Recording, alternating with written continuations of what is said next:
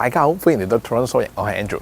大家睇開樓嘅朋友都知道 Markham 區靚樓啊，真係買少見少噶啦。今日為大家介紹一間雙車房獨立屋之餘，仲要係讀 Pierre Elliott Trudeau 同埋 U High， 有冇興趣先？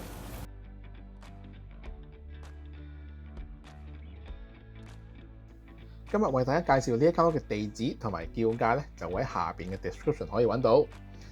呢間屋嘅位置咧，大約就喺 Kennedy 同埋 Major Mackenzie， 4房5廁，2016年建成，面積大約係3000至3500尺。2023年嘅地稅大約係9489蚊，lot size 大約係31尺乘91尺。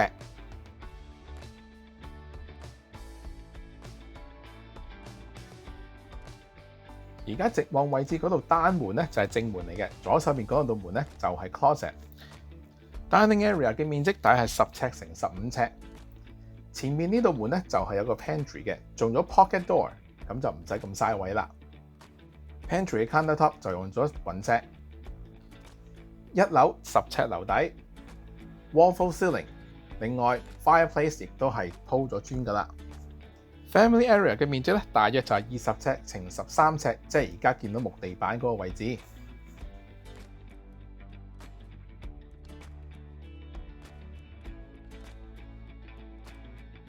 廚房就用咗實木廚櫃，爐頭雪櫃都唔少嘢，全部名牌子。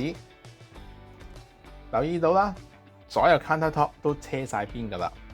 雪櫃就係 Sub-Zero， 焗爐亦都係用咗名牌子 Wolf。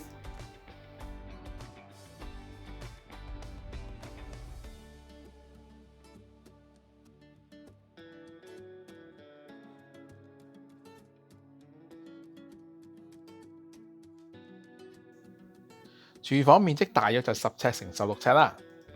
行出去 backyard 睇埋啦。backyard 咧就唔算好大，不過咧就唔使鏟草。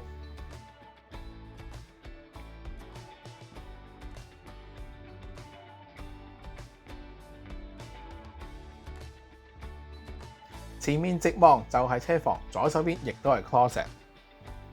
車房面積就唔算好大，如果你需要擺2架車咧，你係需要 front in 同埋 back in 咁嚟到就一就位咯。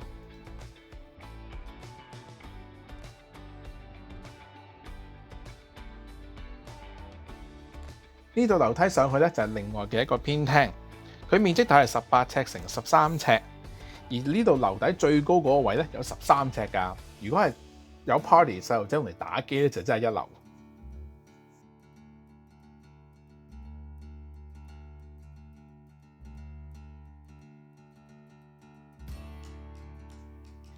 而家我拍嘅時間大約朝頭早9點半到，陽光就非常之充足嘅。而家我哋上埋去2樓睇埋啦。頭先就10尺樓底啦，2樓就9尺。第一間房佢面積大概11尺乘9尺。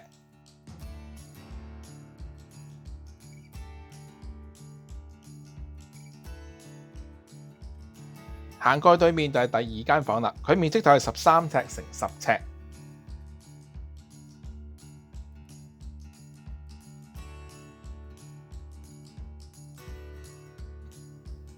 呢個洗手間咧就係頭先嗰2間房一齊 share 嘅。去到第3間房啦，呢個你可以當係一個主人房，面積大概16尺乘12尺，有一個 walk-in closet 啦，同埋自己嘅洗手間。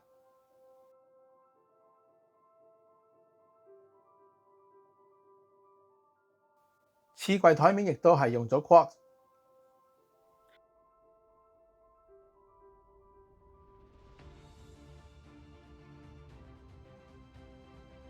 再上一層，上到3樓啦。呢個可能你當係一個主人房啦，面積大約就係12尺乘17尺。右手邊嗰個位咧，其實你可以當係一個 open office 咯。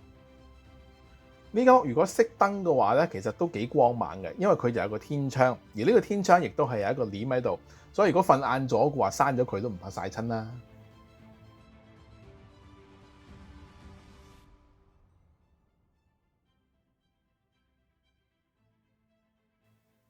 呢個洗手間咧，我就覺得唔似係標打嘢嚟嘅，應該就係屋主自己揾人再 upgrade 過嘅。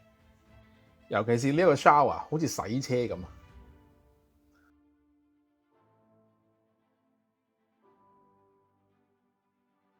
落去 basement 之前咧 ，powder room 就係喺呢一層嘅中間。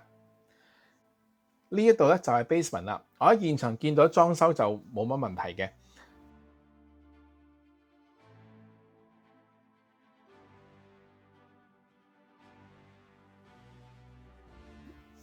呢個位置如果你唔打麻雀嘅話咧，其實放張波台嘅話，其實已經係好夠位噶啦。